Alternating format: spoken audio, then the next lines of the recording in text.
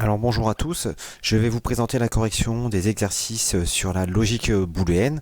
Donc on avait pu voir qu'on pouvait décrire simplement le fonctionnement de la partie commande d'un système technique, donc grâce ici aux variables binaires. Donc ici le déroulement du processus de production met en œuvre des constituants dont le fonctionnement est considéré sous forme binaire, c'est-à-dire suivant deux situations, deux états. Donc on avait pu voir l'état 0 ou l'état 1. Donc on avait pu voir qu'on pouvait décrire un système technique grâce à un schéma électrique avec une variable d'entrée et une variable de sortie. Grâce à ça, on pouvait en déduire l'équation logique, on pouvait en déduire la table de vérité. Donc je vous rappelle qu'on attribue la valeur 0 à tout contact non actionné et la valeur 1 à tout contact actionné. Donc ici, on parle ici de la variable d'entrée.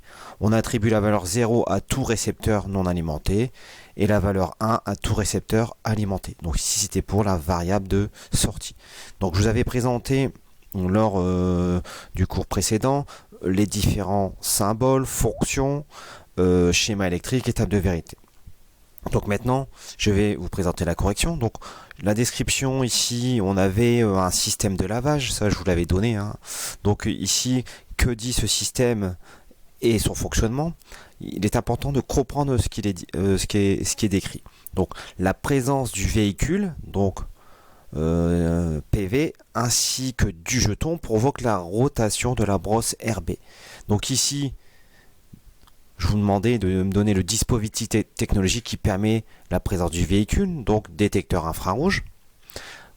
La présence du jeton, bien sûr, c'est la machine à jetons, et la rotation de la brosse, moteur. Donc là, une fois que vous avez défini ces dispositifs technologiques, je vous ai demandé l'équation logique. Alors, ici, il faut voir, ici dans cette phrase-là, quelles sont les variables d'entrée et quelles sont les variables de sortie. Comme tout à l'heure, vous avez vu qu'on avait des variables de sortie et une variable d'entrée. Donc j'en ai combien? Donc ici, on a deux variables d'entrée qui sont PV et I, et une variable de sortie. La variable de sortie, c'est quoi? C'est la rotation du moteur. Donc on vous dit que la rotation du moteur a lieu, est égale, lorsque j'ai PV et le jeton. J, pardon, là c'est J. Donc le jeton J. Donc grâce à ça, vous avez déduit l'équation logique. Donc maintenant, je vais faire le schéma électrique.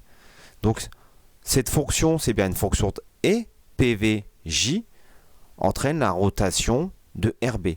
Donc j'ai le schéma électrique, donc c'est PV et ce sont deux variables d'entrée qui sont en série.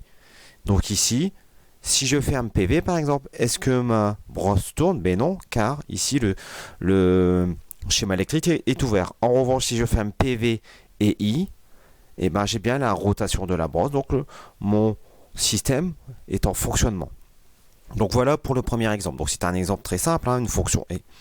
En revanche, ça peut se complexifier et puis on va pouvoir se rendre compte qu'on peut trouver plusieurs fonctions dans le logigramme, comme ici. Donc ici, il faut comprendre aussi la description du fonctionnement du système. Donc un habitant souhaite installer une alarme afin de détecter l'ouverture de la porte PE. Donc d'une part, j'ai PE de sa maison, mais également celle du garage PG. Dès l'intrusion, l'alarme déclenche à elle. La mise en service de l'alarme est activée par un interrupteur. Donc déjà, posez-vous la question, quelles sont les variables d'entrée et les variables de sortie? Donc là, j'ai combien de variables de sortie? Une seule. Dès l'intrusion, l'alarme déclenche. Donc j'ai un déclenchement sonore par exemple. Donc ma variable de sortie, c'est bien AL. Maintenant, il me reste trois variables. Donc PE, PG et ici I. Ce sont des variables d'entrée.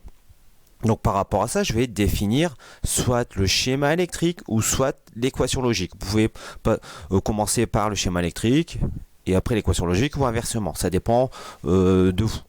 Donc moi, je vais passer par le schéma électrique tout d'abord avant de définir ici l'équation logique.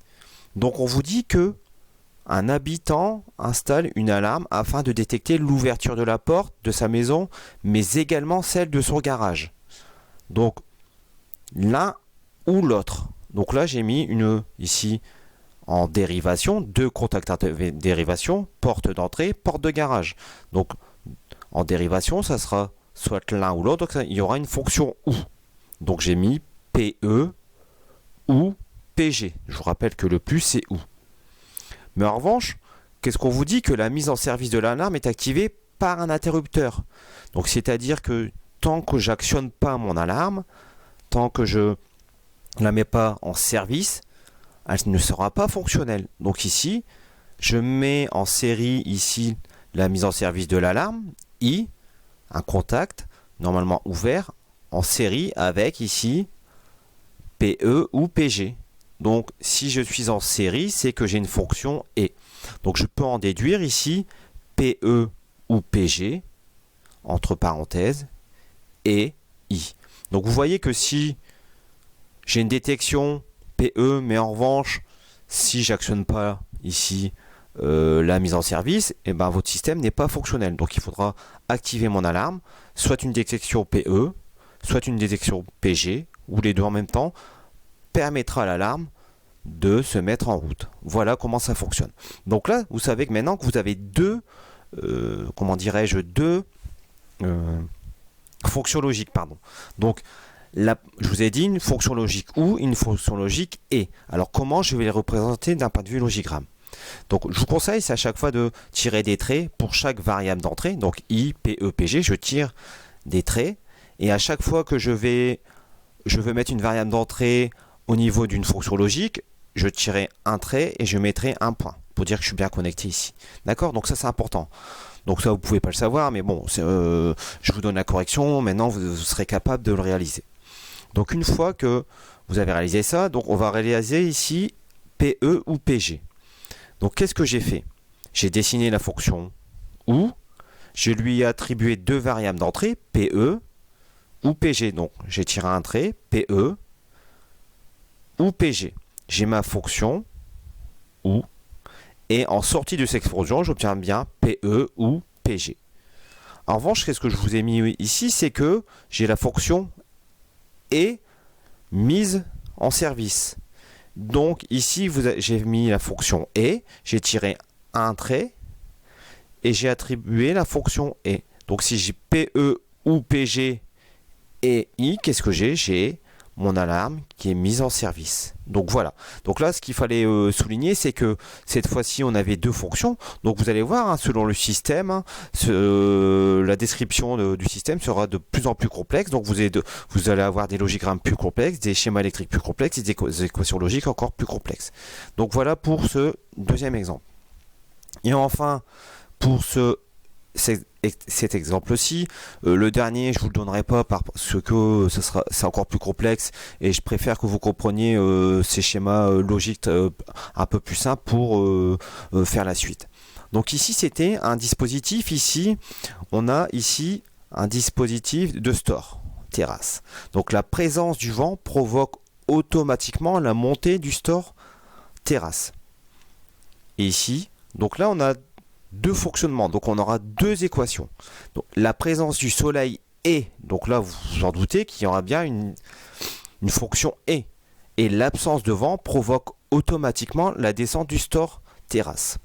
Donc d'ici d'un point de vue de dispositif technologique, je vous ai demandé de me donner qui est-ce qui permet de détecter ici la présence du soleil. C'est un capteur de luminosité ou du mandat, d'accord?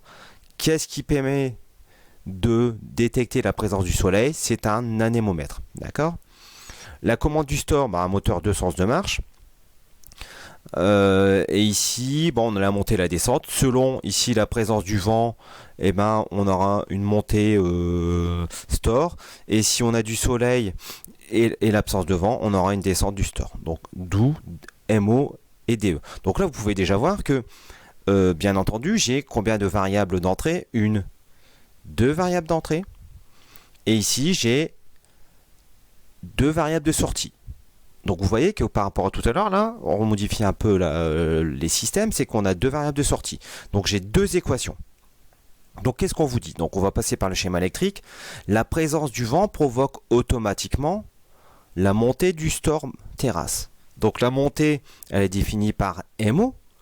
Donc j'ai mis un contact normalement ouvert au repos, donc VE, le contact ici, le capteur, l'anémomètre. Donc si j'ai du vent, j'ai quoi? j'ai la montée du store. Donc j'ai une première équation qui dit que VE égale MO. Donc ici, j'ai représenté le logigramme de cette fonction. Donc c'est une fonction ici 8. Hein, ici, je voulais indiquer. Donc ça veut dire que si j'ai VE, ici, j'ai bien VE, et ben j'ai la montée de mon store. Donc voilà pour cette première équation et pour ce premier schéma électrique. Maintenant, on va se focaliser sur le deuxième schéma électrique. Donc, qui détermine ici la description, cette description. Donc la présence du soleil et l'absence de vent provoquent automatiquement la descente du store. Donc j'ai une variable de sortie qui est la descente du store. Qu'est-ce qu'on vous dit? Lorsque j'ai la présence du soleil, donc j'ai mon capteur de luminosité, donc celui-ci est normalement ouvert. Si il y a présence de soleil, ce capteur se fermera. D'accord? Donc première étape. Mais en revanche, je vous dis et. Donc c'est bien une fonction et. Donc j'ai bien ici deux contacts en série. Mais attention, on vous dit l'absence de vent provoque automatiquement. Donc c'est un contact normalement fermé au repos. Parce que celui-ci est fermé au repos, c'est-à-dire que lorsque j'ai du soleil, bien sûr que je vais venir alimenter ici ma descente de mon store, mais en revanche, si j'ai la présence du soleil et j'ai du vent, qu'est-ce qu'il va faire ce contact normalement fermé? Il va s'ouvrir. Donc si j'ai du vent, vous voyez que ici, j'ai pas de descente ici de mon store. Mais en revanche, comme ces deux contacts sont liés, j'aurai ici une montée du store. D'accord? S'il est ouvert. Donc voilà.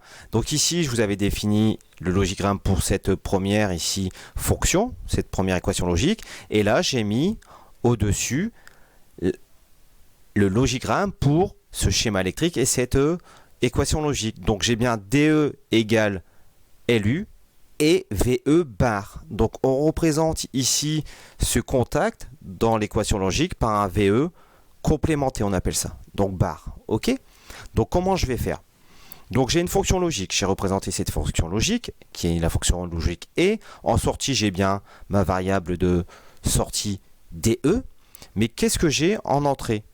Je vous ai dit on a LU et VE bar. Comment représenter un VE bar? Donc il faut prendre ici la variable VE. Je lui attribue une fonction non qui a un 1 ici avec une barre et une autre barre ici. Donc j'ai bien en sortie ici ce VE bar. Et ce VE bar, je vais ici lui attribuer la fonction logique et avec la variable d'entrée LU. Donc j'ai bien LU et VE bar. Donc j'ai bien ici en sortie DE. Donc voilà. Pour ces équations logiques, je vais vous donner de nouveaux exercices que vous aurez à faire et à me renvoyer cette fois-ci.